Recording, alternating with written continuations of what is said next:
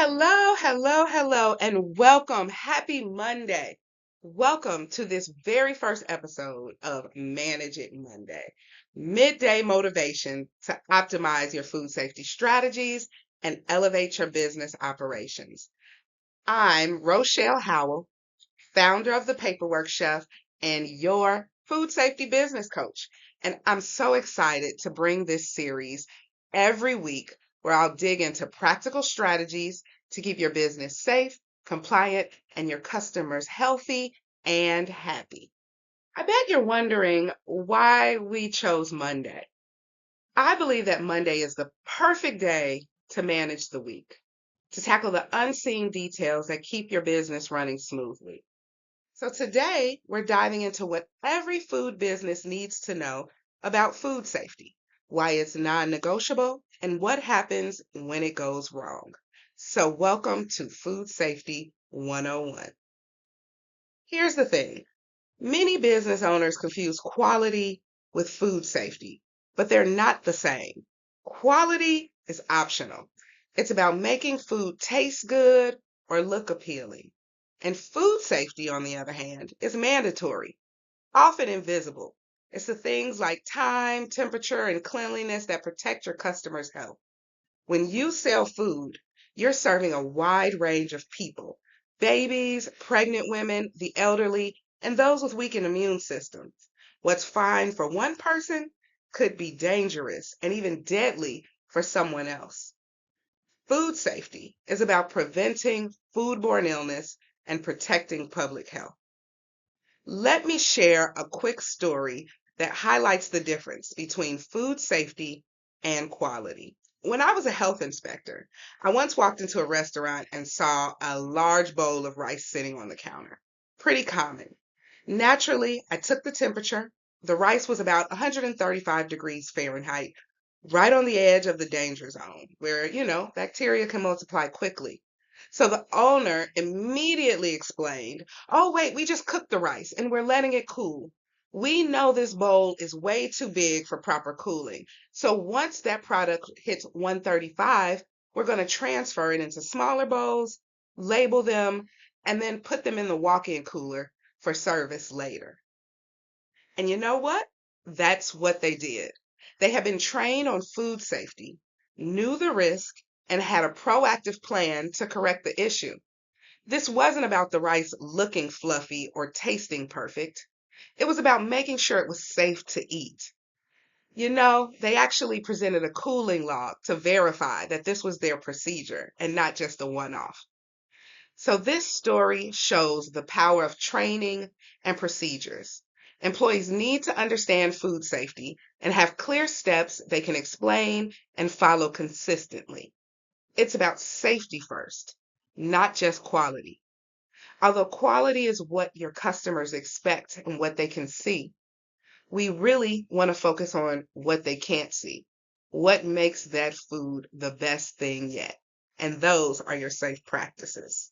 Let's talk about how quickly things can go from good to bad. That was a good example in the one restaurant, but we've got three. Let's start with the norovirus outbreak over Christmas, in 2022.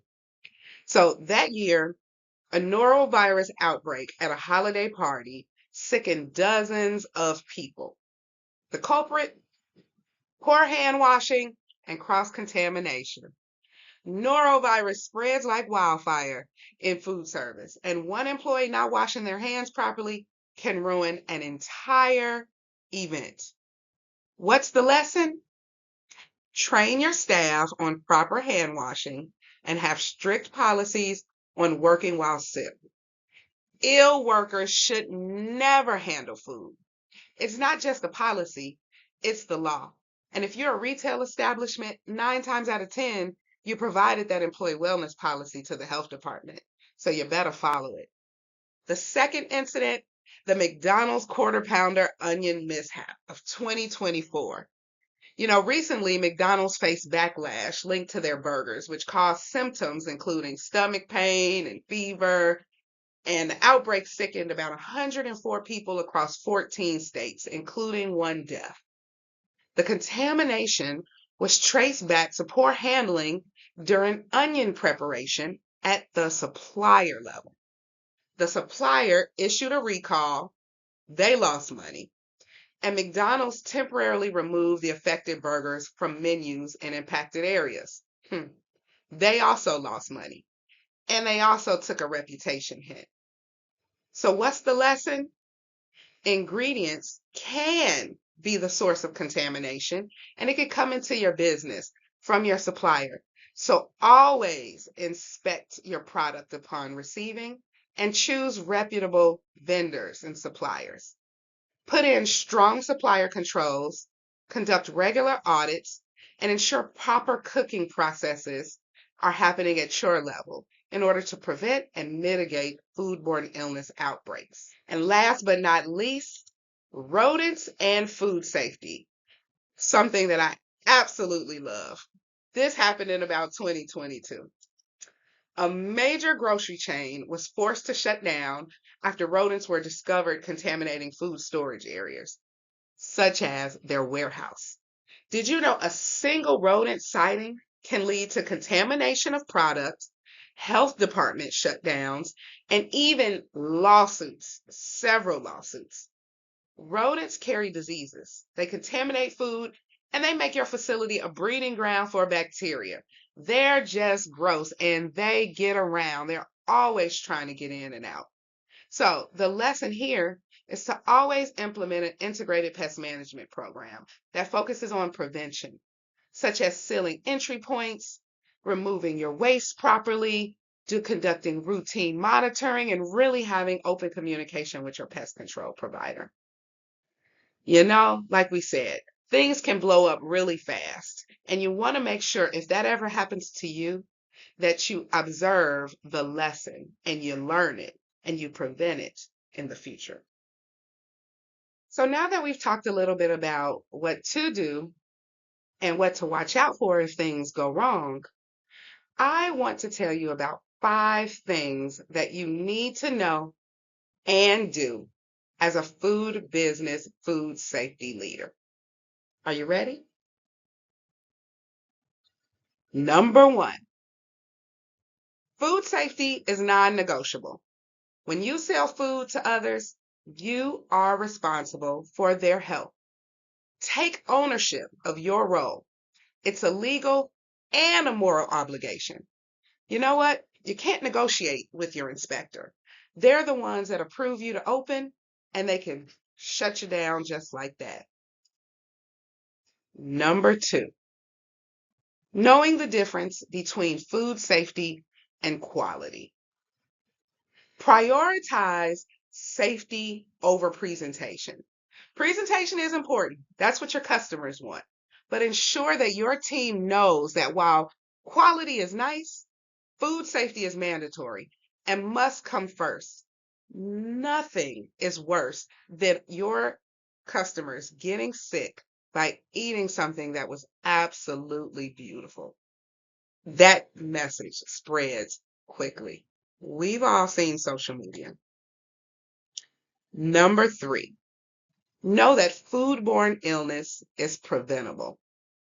You need to train your team to understand how their actions impact food safety. Focus on practical steps like proper hand washing, avoiding cross-contamination, and maintaining safe food temperatures. Training is a requirement, and a well-trained team is also your first line of defense. So although most establishments will have a PCQI or a HACCP leader or a food protection manager, it's also important to make sure that all employees have basic food handler training. Number 4, the clock is ticking, okay? Food safety can go wrong really fast, okay? Teach your team to follow those policies and procedures. Write them down, teach it, train it, retrain, and then make sure they take corrective actions that are effective when issues arise. Don't just sit there and pretend it didn't happen. Don't look the other way. Encourage a very open and honest culture so that they can report problems promptly to their food safety manager, and you can look at the root cause and you can correct it. And then number five, know that pests are part of the equation. I told you that rodents are some of my favorite things. I spent several years being a rodent expert and remediating a lot of incidents. But rodents, insects, and birds, they aren't just nuisance. They are carriers of disease. So yes, you all think they're gross, they're creepy, they're crimey, they're dirty. Ooh, but that's because they can transmit disease to the food. They can crawl over them, they can bite them, they can urinate on them, you leave other things. So you want to make sure that you have an effective IPM program in place and that your team is trained to always report incidents and not act like it didn't happen. Whew, that was a lot.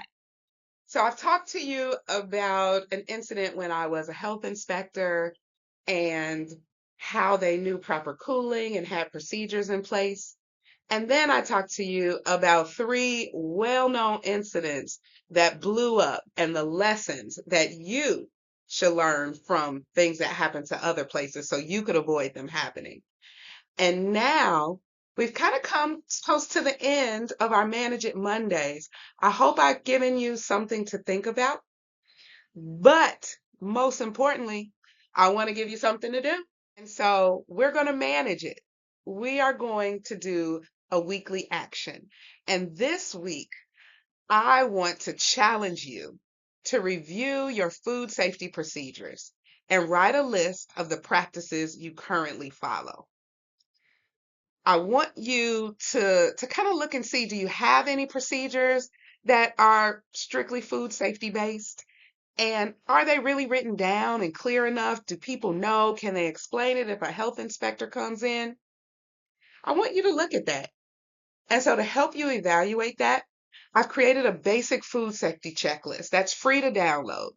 I'll post the link in the comments below, and you can access it from our website as well and our products list. So go ahead and check us out and shop. And then once you've completed this checklist, let me know how it went. Let me know if you have any questions or concerns or, things that you want to do, things you want to tackle.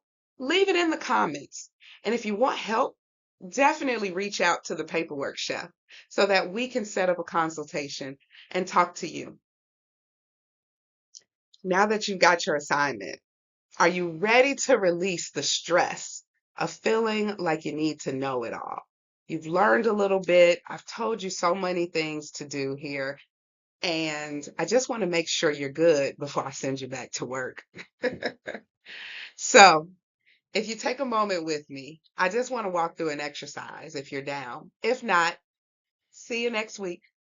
But if you are, close your eyes and take a deep breath in through your nose and blow it out through your mouth. Breathe in and out. And one more time. I want you to know that food safety doesn't have to be scary. It's a little bit overwhelming, I know. But the main thing is it's about staying proactive and prepared. So why don't you go ahead and repeat after me? You ready? Food safety is a skill I grow stronger in every day. One step at a time. With each small action, I protect my customers, empower and educate my team, and create a well-organized, thriving business. Now let's channel that calm, confident energy as we move forward to manage those food safety tasks. You've got this, and know that I'm here to help. And I can't wait to see you next week, where we'll be talking about who's watching you, the key regulatory bodies explained. I send you positive energy for this week, and I'll see you on the next.